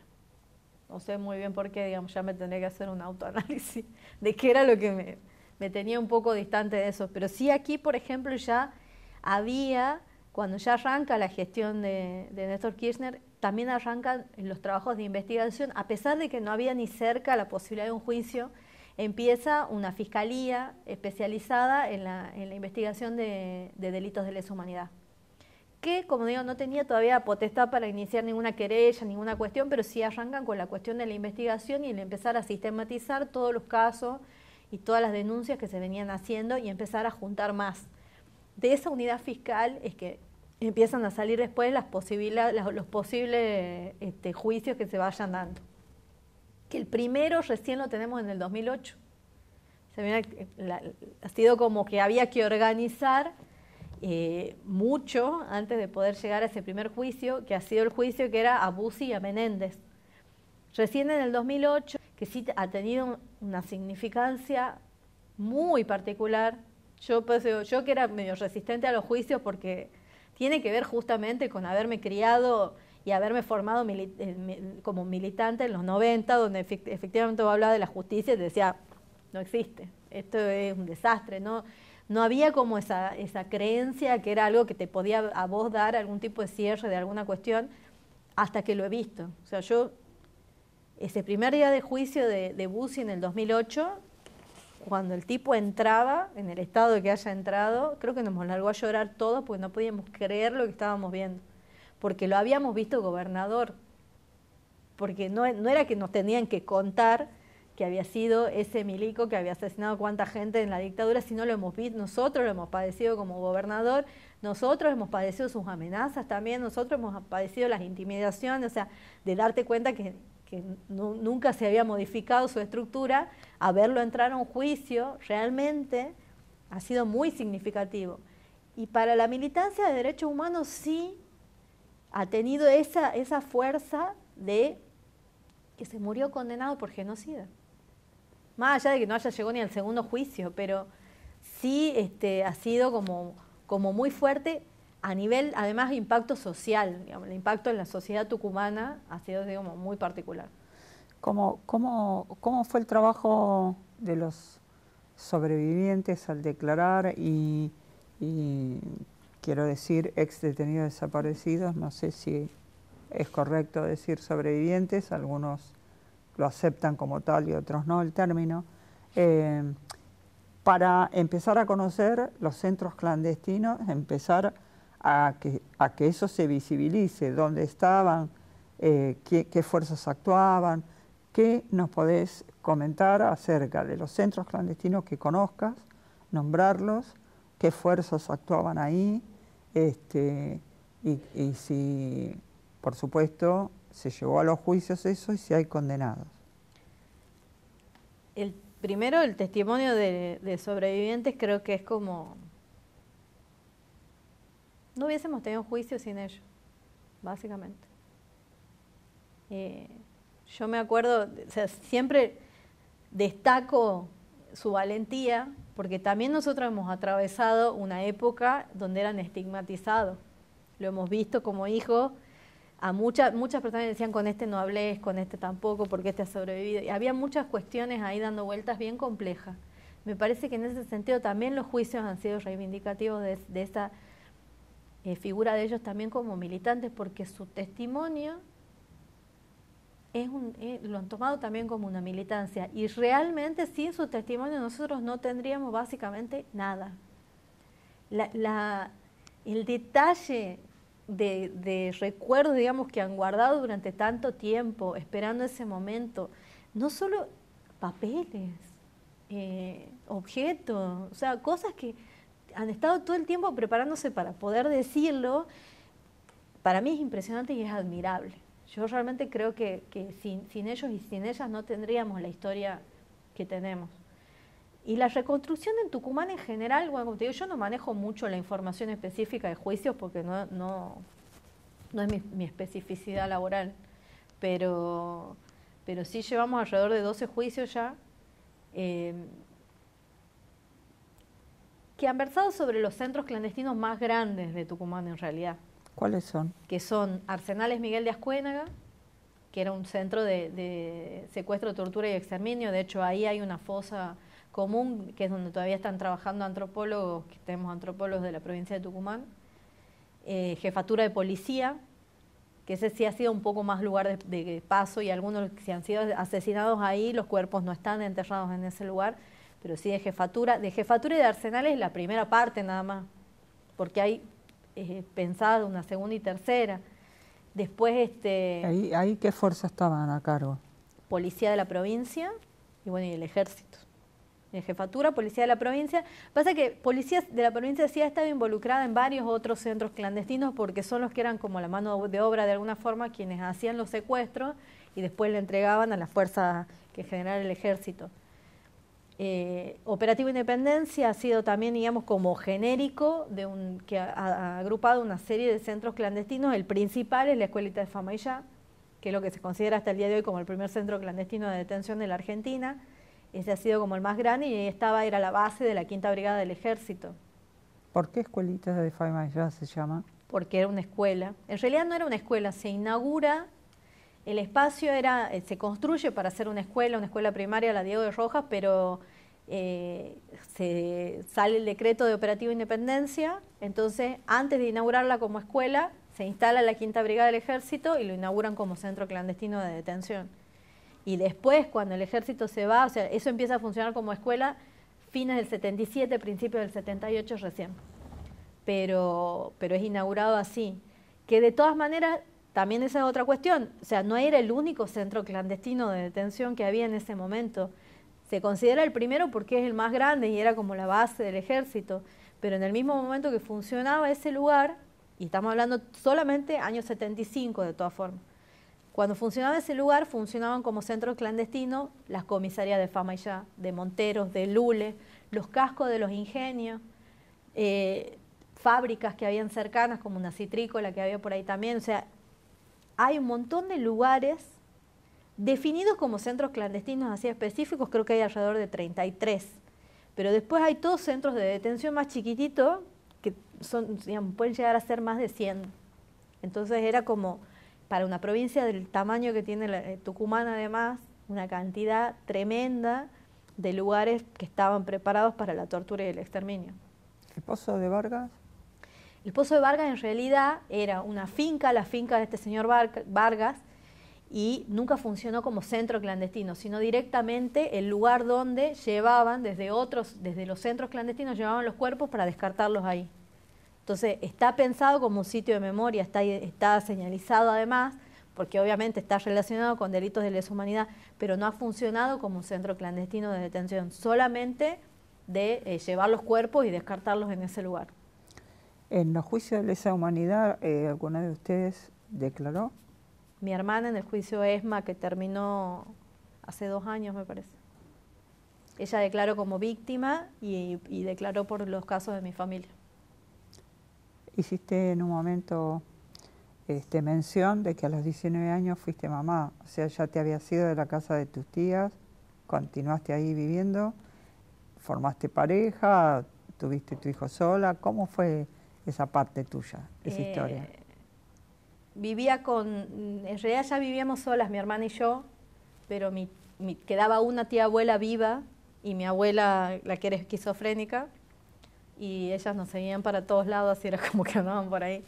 Y nosotras queríamos vivir sola, pero nunca lo lográbamos. Quedaba embarazada, sí, me he ido a vivir con el padre de mi hijo, pero hemos estado juntos hasta que mi hijo ha tenido 1 año y 6 meses, también ya me he separado y he vuelto a vivir con mi hermana. ¿Cómo se llama tu hijo? Simón. ¿Qué edad tiene? Cumple 24 el mes que viene.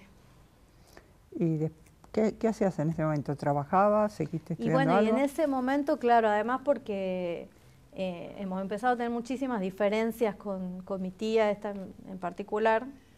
Mi hermana después también se va a vivir a Cuba, entonces quedo medio sola ahí y ya no he podido seguir la facultad y me he dedicado a trabajar de lo que podía. De hecho, mi primer trabajo estable creo que lo he tenido ya con mi hijo de 6 años recién, básicamente. No han sido épocas complicadas, digamos, de mantener. De hecho, había una época justeta que vos marcás entre el 2000 y el 2003 que mi hermana me mandaba plata de Cuba, me mandaba la plata de la beca porque yo no tenía 2,50 pesos, así que era como remarla un poco como se podía, y sin mucho sostén de nadie, básicamente. Y en la actualidad, ¿cuál es tu tarea en la escuelita de Fabella? Soy la coordinadora del espacio para la memoria. Contame un poquito más qué desarrollan ahí, qué hacen. Y la verdad que es un trabajo que se ha ido como generando muy a pulmón, porque la realidad es que como nosotros arrancamos como espacio para la memoria a finales del 2015, ya empezamos con una política de desfinanciamiento de los sitios de memoria, de los espacios para la memoria, entonces no tenemos presupuesto de funcionamiento. Lo único que hay es el sueldo que yo cobro, o sea, hay un solo contrato, en 4 años es lo que se va generando, pero por suerte hemos ido pudiendo armar equipos de trabajo con el acompañamiento de la provincia, porque el equipo de educación que nosotros tenemos son docentes del sistema provincial de educación, y tenemos después bastantes voluntarios, entre los cuales hay varios sobrevivientes del espacio, del sitio, en realidad. Y lo que nosotros llevamos adelante sobre todo tiene que ver con los recorridos históricos a lo que funcionó como centro clandestino de detención y talleres que están relacionados a temáticas de derechos humanos, genocidio, terrorismo de Estado, operativo independencia, sobre todo porque las políticas públicas de memoria sí han incorporado la temática de dictadura cívico-militar a las currículas de las escuelas, pero la realidad es que operativo independencia no funciona en ningún lugar. Entonces, sin operativo independencia es muy difícil que vos entiendas la historia de Tucumán. Se nos ha hecho muy cuesta arriba en función de que Famaillá en general obviamente no quiere saber nada con el espacio, porque es como una marca muy fuerte de un pasado que se prefiere olvidar y que se prefiere silenciar porque son prácticamente todas las familias las que tienen alguna relación con ese lugar. Entonces a lo que apostamos, además siendo poquita, digo poquita porque somos 99% mujeres las que trabajamos en ese lugar, a lo que hemos apostado es justamente a los niños y los adolescentes. Poder empezar a contar las historias, digamos, transmitirles la historia que es su historia, porque son de esa zona, de ese lugar o de la provincia, poder transmitir la historia, que la conozcan y que puedan debatir sobre eso después en cada una de las casas, digamos, empezar a hacer como una tarea más bien pedagógica sobre temas que en general no se pueden hablar y que se nos ocurren que son las generaciones nuevas por ahí las que van a poder ir sosteniendo de alguna forma esa historia, ¿no? Hablando un poco del tema de la militancia en particular en estos últimos años, a nivel nacional y a nivel provincial, personalmente, por ejemplo, me pasó de que justamente termino mi militancia en derechos humanos en el periodo del kirchnerismo porque me siento como interpelada a militar en otros espacios. Y me parece que de la misma manera le ha pasado a otra gente, pero entrando a la militancia en derechos humanos, digamos, pero ha habido un movimiento que era necesario, ya como un aire que se ha dado a partir del 2003 en todos los ámbitos de militancia, que se ha notado además a nivel nacional. Personalmente yo en el 2010 dejo de militar en hijos y empiezo a militar en descamisados.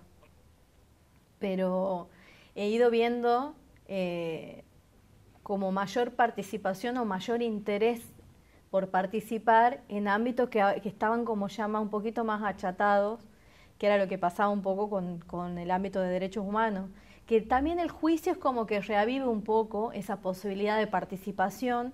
Nosotros tenemos, por ejemplo, un movimiento muy interesante en en áreas de comunicación alternativa, que se da a partir de los procesos judiciales a genocidas, se empieza como a generar como otra difusión, pero es como una especie de revolución que hay en muchas cabezas, que está bueno y es interesante.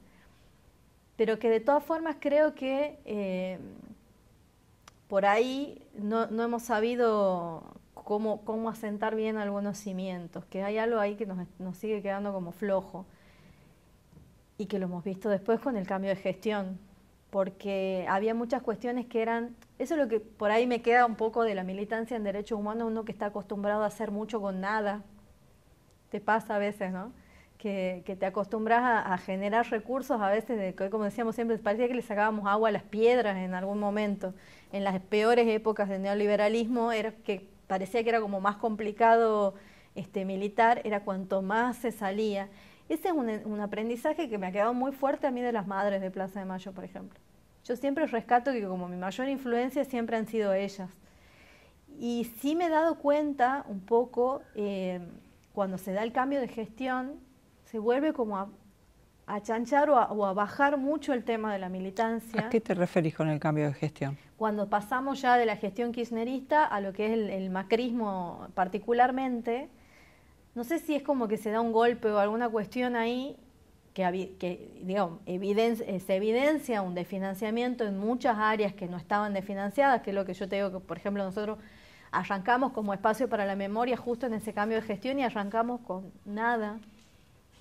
Pero bueno, es diferente a otros espacios que empezaban con otro presupuesto y de golpe quedan sin nada. Es distinto eso, pero sí se ha ido dando como un proceso por lo menos que he ido viendo, como que empezó a disminuir la militancia cuando por ahí son los momentos que se tenían que haber profundizado tal vez. Ahora, por ejemplo, sí estoy viendo como un nuevo florecer. Nosotros particularmente en la provincia también está la situación de que no ha habido cambio, en teoría, no ha habido cambio de signo político. O sea, nosotros seguimos siendo una provincia peronista que sí ha permitido que haya cosas que han desaparecido a nivel nacional que tal vez aquí no. Por ejemplo, yo trabajo con lo que es el programa de educación y memoria, que a nivel nacional se ha ido diluyendo de alguna forma y acá se ha sostenido desde el Ministerio de Educación, por ejemplo. Pero sí lo más preocupante por ahí ha sido sobre todo el vaciamiento de contenido, de alguna forma, de profundidad en las discusiones, en cómo uno estructura la militancia o cómo estructura la política que va llevando adelante. Hay algo ahí que se ha ido diluyendo y que me parece que es como lo que hay que tratar de reflotar, ¿no? Y en ese sentido digo porque siempre es importante rescatar el ejemplo de las madres, porque me parece que en los momentos en los que no había nada o que parecía que de ahí no salías más porque no tenías con qué, era cuando más fuertes se hacían. Y me parece que como enseñanza es fundamental. Yo trato de tomarlo siempre en mi vida y lo veo en muchos compañeros y muchas compañeras, eso de que cuando uno dice que a veces los golpes te fortalecen, poder trabajar un poco sobre esa idea, ¿no? Y no que seamos a veces tan propensos a caer con cada uno de los golpes que tenemos. ¿Y qué idea tenés una idea así particular, no necesariamente que compartas con tu espacio de militancia? En lo personal, ¿cómo ves el futuro político en la provincia? ¿Va a haber elecciones próximamente? ¿Cómo lo ves? Y cómo lo ves, si querés comentarnos, a nivel nacional. Bueno, particularmente hoy en día yo ya estoy militando, no en Descamisado, sino yo milito hace varios años en la CTA de los Trabajadores. Me ha parecido interesante, por los procesos que se han ido dando los últimos años, lo que tenía que ver con el fortalecimiento de lo sindical, del área sindical, de la pata trabajadora, digamos de alguna forma, de reconocernos a cada una y cada uno como trabajadores y militar desde ese lugar. me ha resultado el lugar más interesante. También porque es un desafío, porque es de lo que menos conozco, entonces como que vas aprendiendo más. Pero sí me parece, bueno, nosotros tenemos elecciones dentro de un mes. A mí lo que me preocupa más de las elecciones y lo que voy viendo, yo me río mucho cuando hablan de la grieta, porque me parece que básicamente, digamos, nuestro país se ha construido arriba de una determinada grieta y que no está mal a veces hablar de la cuestión que tiene que ver de lucha de clases o lucha de intereses, ni tenerle miedo a eso.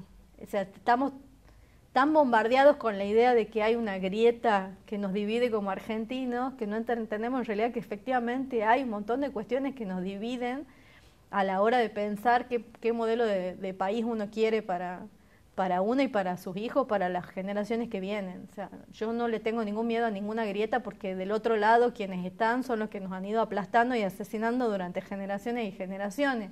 Me parece que cuando se desdibujaron esas grietas es cuando hemos terminado teniendo, en general, o cuando buscamos desdibujar a veces esas grietas, cuando terminamos teniendo en el poder a personajes que justamente lo que hacen es empobrecer cada vez más a los que menos tienen. Entonces, en realidad, a mí lo que me preocupa hoy en día de lo que veo en el espectro político es falta de diversidad en las propuestas y en los proyectos de país. Veo como una cosa así como, más allá de que sí creo, siendo peronista de todas formas, pero sí creo que incluso el peronismo se ha ido ayornando y debe ayornarse un montón de cuestiones que se van dando, que se va modificando en la misma sociedad, pero sí hay como miedo a jugarse por las ideas que uno tiene o para manifestar las ideas que uno tiene, porque nos han hecho creer que la política está armada en base a consensos o conformidades. El comerse sapos, por ejemplo, que siempre se habla tanto de la cuestión de comerse sapos. Y en realidad, digamos, si yo veo algo que me interesa actualmente a nivel político, tiene que ver con, por ejemplo, la desconstrucción que plantea el feminismo.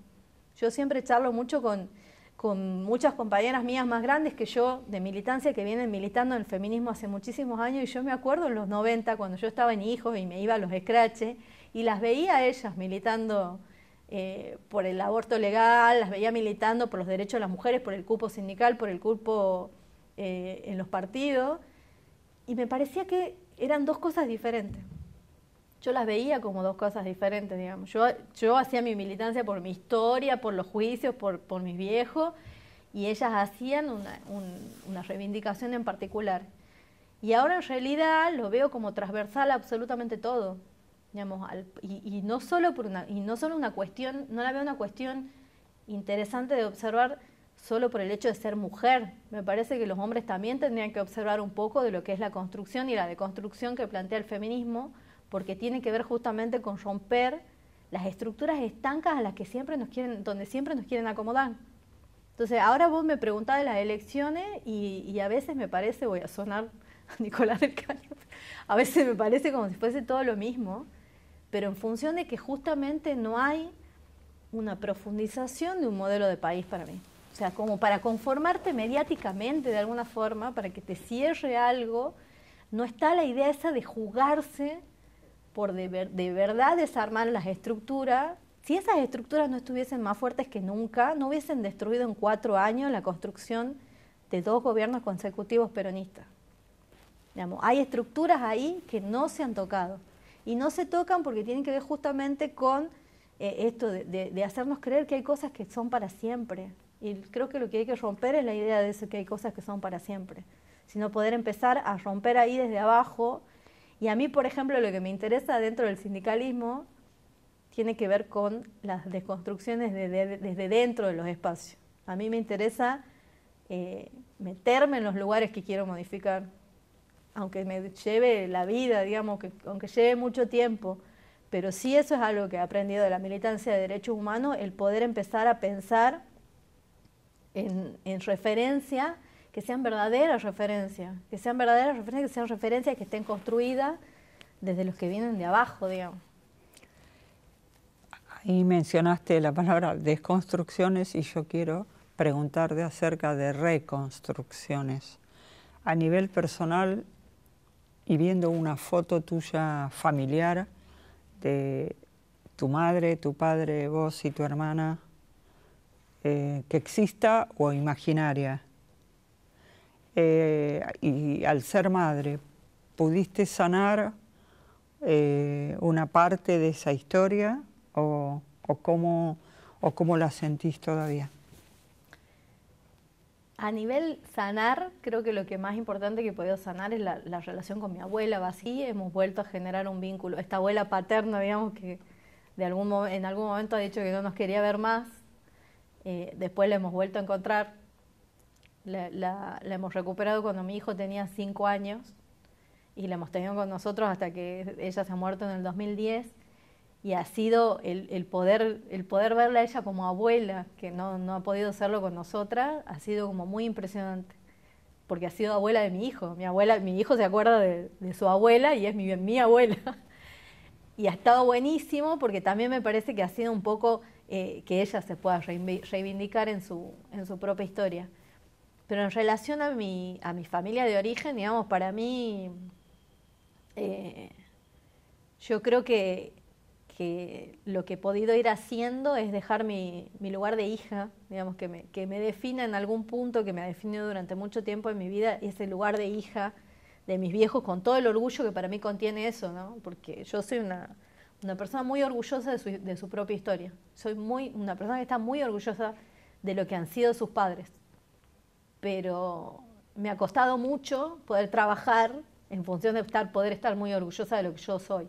Entonces, ese poder sí pasa por deconstruir y reconstruir un montón de cuestiones. Y no sé si pasa tanto por la maternidad, pues yo digo que la maternidad también es circunstancial en ese sentido y trato de también que mi hijo tenga la libertad de construir su propia historia, que creo que es lo que a mí me ha costado poder armar durante mucho tiempo. Pero agradezco tener esos cimientos de alguna forma, haber tenido esos cimientos que me han permitido a mí poder ir rearmando en medio de tanto caos lo que yo quería hacer. Pero en ese punto también, por eso también rescato mucho del feminismo, porque esto de poder, como digo yo, poder estar ya vieja y poder seguir aprendiendo cosas, para mí es maravilloso. Y estoy aprendiendo de eso, estoy aprendiendo un montón de cosas que tampoco tenía esa conciencia, porque a veces era como que uno como militante se perdía un poco también como persona y poder ir rescatando otras cosas que también hacen a esa militante. Entonces, esa reconstrucción sí la he podido sostener desde mi cimiento y de lo que voy construyendo ahora. Muchas gracias, María. A ustedes.